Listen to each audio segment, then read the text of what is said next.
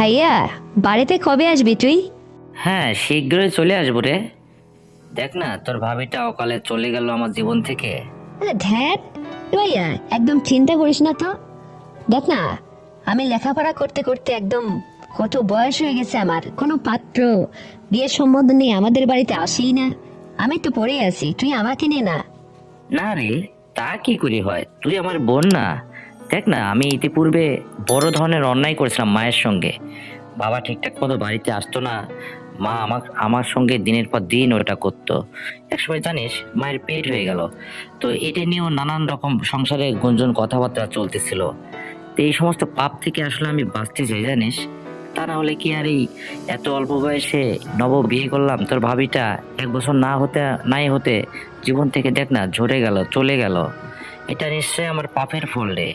কি আর করা। আর এরকম কথা তুই বলিস কেন আমাকে? আমি বলি কি ভাইয়া, পিছনের সমস্ত চিন্তা ভাবনা একদম মাথা থেকে জুড়ে ফেলে দাও তো। তুমি একটু আমার ব্যবস্থা করো। আরে বোনের সঙ্গে করলে কিছু হয় না, আমার তো লাগবে, তাহলে আমি কোথায় যাব? আচ্ছা কথা, তোমাকে একটা প্রশ্ন করি। আমি যদি আমার কোনো বন্ধুদের সাথে অথবা পাড়া মহল্লার কোনো ছেলের সঙ্গে যদি অবৈধভাবে এই সমস্ত কোনো কিছু করে বসি, তাহলে তোমাদের মান সম্মান থাকবে? তুমি একবার বলো। তোকে এটা করতেই বা হবে কেন পাড়া মহল্লার মানুষের সাথে? আচ্ছা ঠিক আছে, করবো না। তাহলে তুমি আমার ব্যবস্থা করো, তুমি বলে দাও আমি কি করব। তাহলে আমি তোকে কি করতে পারি তুই বল।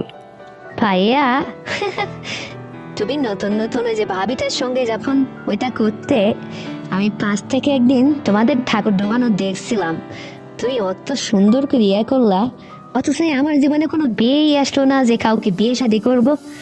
জানো, তোমাদের ওই সমস্ত দেখে আমার খুবই শখ জাগছে।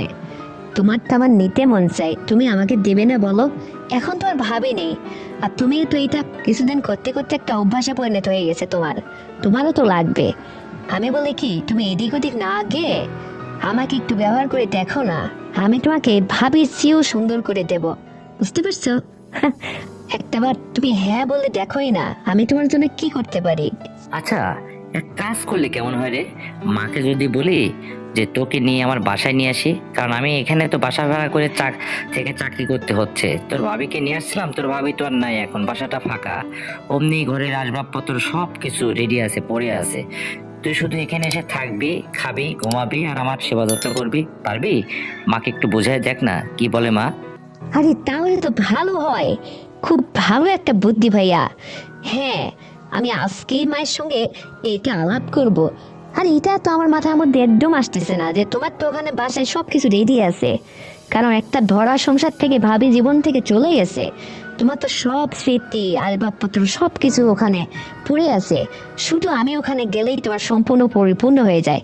দেখো ভাইয়া, আমি একদম মাকে সম্পূর্ণ ম্যানেজ করে চলে আসতেছি। এই 1 সপ্তাহের মধ্যেই তুমি যদি বলো আমি চলে আসব, কারণ ওখানে থাকলে তুমি ভাবির সঙ্গে যা যা করতে সেটাই তুমি আমার সঙ্গে করবে।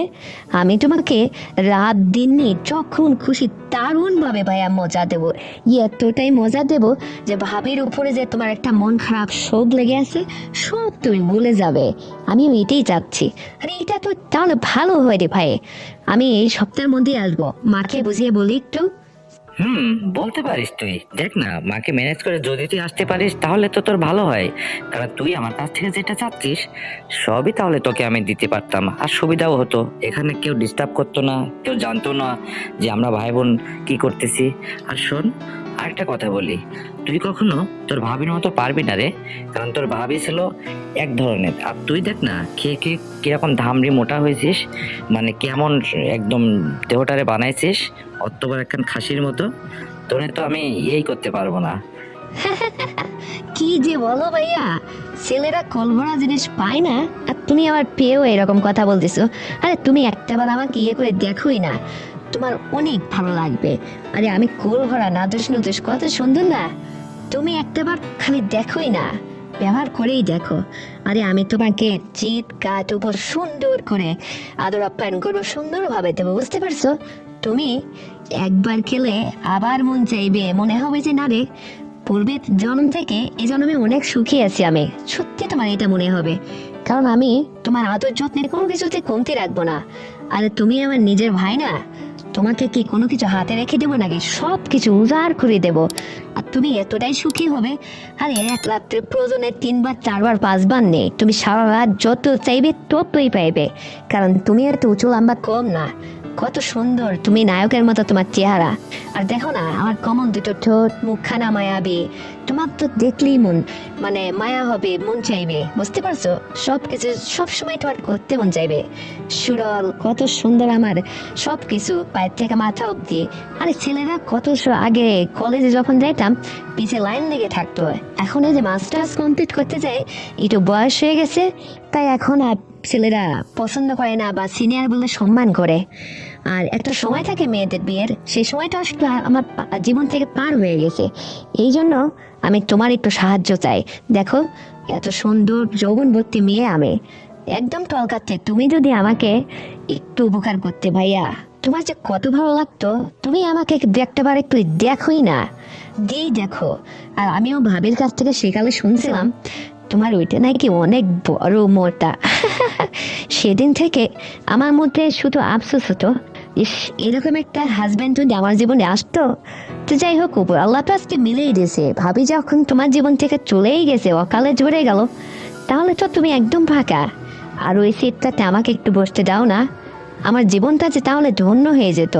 কারণ আমার মতো এরকম তাগড়া জোয়ান একটা মেয়েকে তোমার মতো ভাই ছাড়া কে নড়াবে বলো? তুমি একমাত্র আমার পরাণটা জুড়াইতে পারবে সব কিছু দিয়ে। দেখো আমি তোমাকে উজাড় করে দেব, তোমার এতটাই ভালো লাগবে তুমি কল্পনাও করতে পারবে না ভাইয়া। আর এখন আমি বুঝতেছি, বাবা এই মাসে মাসে বাড়িতে আসতো না, বাইরে থেকে চাকরি বাকরি করছে, আর তুমি মাকে ওই সমস্ত করছো না। তাই তো বলি মা এত রূপবতী, মনে মনে খুশি। এভাবে থাকে কেন? বাবা দিনের পর দিন আসে না, তবুও মা যেন খুশি। হ্যাঁ তুমি চালাইছো। শোনো, তুমি যদি মায়ের পুষ্ণ সন্তান না হয়ে পেটের সন্তান হতে, তাহলে তুমি কখনোই এতবার কাজটা করতে পারতে না। পুষ্ণ সন্তান বলে মাও তোমাকে ব্যবহার করছে। আবার দেখো না, আমি এই যে তুমি যদি আমার আপন মায়ের পেটের ভাই হতে, তাহলে আমি তোমাকে কথা বলতে সাহস পেতাম না, যেহেতু আমি তোমার সৎ বোন। আমার মায়ের মেয়ে আমি, কিন্তু তুমি আমার মায়ের ছেলে নাও, তুমি আমার মায়ের সৎ ছেলে, বুঝবি তো? এই জন্যই তো তোমার কাছে দাবি করতেছি। উপরওয়ালাও এটা গোনা দেবে না, তোমার আমার সঙ্গে বিয়ে হতেই পারে, এটা স্বাভাবিক। তুমি চাইলে সারা জীবনের জন্য আমাকে সঙ্গী করে নাও, জীবন সঙ্গী হিসেবে আমাকে একটু জায়গা দাও, এটাও তো জায়েজ আছে। ভাইয়া প্লিজ না করো না, আমি আসি, তুমি আমাকে ইচ্ছা মতো মানে করবা, লাগাবা, সুন্দর করে আমার জীবনটা পরিচালনা করবা। আমি তোমাকে সব কিছুতে হাসি খুশি রাখবো, তোমার কোনো কিছুর অভাব দেব না। তুমি পিছনের ওই দুঃখের কষ্টের কথা একদম ভুলে যাও তো। সত্যি তুই আমাকে এতটাই সুখ দিবি, এতটাই আদর করবি? আচ্ছা বোন, তোকে আমি একটা প্রশ্ন করি, এত বড় হয়েছিস, তো তোর জীবনে কি তুই কখনো কোনো পুরুষের স্পর্শে গেছিস? মানে কারোর সাথে কি তোর কোনো কিছু জীবনে ঘটছে, এরকম কোনো রেকর্ড, কোনো কথা থাকলে একটু আমাকে বলতো। কি একটা আজব প্রশ্ন করছো ভাইয়া। শোনো, বাবা যখন ওই যে পটুয়াখালীতে চাকরি করতো, তো ওখানে আমি তখন কলেজে লেখাপড়া করতাম, ইন্টারে পড়তাম। তো বাবা আমাকে মাকে রাজি খুশি করে ওখানে নিয়ে গেছিল। নিয়ে যাওয়ার পরে বাবা যে বাসাতে থাকতো, এক বুয়া রান্না করে দিয়ে যেত, বাবা আর আমি খাইতাম। কিন্তু বাবা ওই বুয়াকে 1 সপ্তাহ ছুটি দিয়েছিল। তারপরে বাবা আমাকে পুটিয়ে পাটিয়ে রাত্রে জোর করে একটা দিন ওটা করছিল। এই হচ্ছে আমার জীবনের প্রথম পুরুষ। তাছাড়া আমি বাইরে কোনোদিন কারোর সঙ্গে কারোর সংস্পর্শে যাইনি ভাইয়া। বাবা আমাকে দারুণভাবে সেদিন কে করেছিল আর প্রতিজ্ঞা করেছিল, আমাকে বলছিল যে কোনোদিন কাউকে এটা বলবি না। তো আমি আজকেই তোমাকে প্রথম বললাম, কারণ আমার জীবনে এমন কোনো কথা যা তোমাকে মানে গোপন রাখবো, সবই তুমি জানো। তবে এইটা তোমার কাছে আমি পৃথিবীতে কাউকে বলিনি, মাকেও না, তোমার কাছে আজকে স্বীকার হলাম বাবা এটা করছে, বুঝতে পারছো? তো যাই হোক, আর এই ধরনের পাপ কাজ আমি কোনোদিন করবো না। তুমি যদি আমাকে সম্পূর্ণভাবে আমার দায়িত্ব নাও, আমাকে সুখী করো, বা তোমার এই বুকের খালি জায়গাটাই তো আমাকে আসন দাও। দেখো সৎ ভাই বোন বিয়েও হতে পারে, তারা এটা আসলে কেউ এটা মাইন্ড করবে না। তুমি আমাকে একটু চালিয়ে নাও না ভাইয়া প্লিজ। তোমারটা আমার দারুণভাবে নিতে ইচ্ছে করতেছে, তোমার সঙ্গে আমি মনে হচ্ছে সারাটা জীবন ঘর করি, বুঝতে পারছো?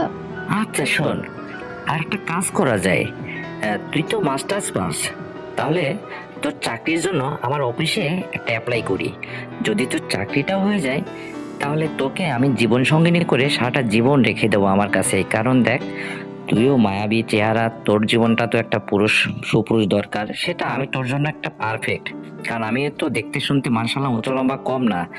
আর দেখ না, তোর এই সুখ বাইরের একটা ছেলে এসে খাবে তা না, তুই চাকরি পেলে তোর একটা ভালো পজিশনে চাকরি হবে, অনেক টাকা মাইনে পাবি তুই। আর সেই টাকা দিয়ে তোর আর আমার বেতনের টাকায় দুজন মহা সুখে জীবনযাপন করতে পারবো। আর তোর জন্য আমিও পারফেক্ট, কারণ তুইও একটা খাসির মতো মোটা ধামড়ি হয়ে গেছিস না মায়ের সংসার থেকে। তোকে নিয়ে আমি মনে হয় খুব ভালো সুখেই থাকবো রে। যাই হোক, তুই মাকে ম্যানেজ করে শুধু আমার বাসাতে চলে আয়, বাদ বাকিটা আমি সামলে নেব। তো ঠিক আছে, আগামীকাল আবার কথা হবে, এখন রাখি। আমার লক্ষ্মী ভাইয়া, এই তো বুদ্ধি হয়েছে। শোনো, আমি মাকে রাজি খুশি করে 1 সপ্তাহের মধ্যে তোমার কাছে চলে আসার জন্য চেষ্টা করতেছি। আর শোনো, আগামীকাল তুমি আবার আমার সঙ্গে একটু ফোন করে যোগাযোগ করবে। তো ঠিক আছে, রাখো। তুমি যেহেতু এখন অফিসে আছো, ব্যস্ত আছো মনে হয়, তো আগামীকাল কথা হবে। আল্লাহ হাফেজ। ওকে, বাই। তো বন্ধুরা, আমার সৎ ভাই মাকেও করছে, আবার আমার সঙ্গেও জীবনে যা ঘটতে যাচ্ছে এই গল্পটি শোনাতে পেরে মনে হয় নিজেকে খুবই হালকা করতে পেরেছি। যদি এই ঘটনাটি শুনে তোমাদের ভালো লেগে থাকে তাহলে এক্ষুনি চ্যানেলটিকে সাবস্ক্রাইব করে দাও, ভিডিওতে একটা লাইক দাও, আর শেয়ার করে তোমার কাছের বন্ধু বান্ধবকে শোনার সুযোগ করে দাও। আর হ্যাঁ বন্ধুরা, আগামীকাল আরো সুন্দর গল্প নিয়ে আসছি। ততক্ষণে তোমরা সবাই ভালো থাকবে, নিজের যত্ন নেবে। আল্লাহ হাফেজ।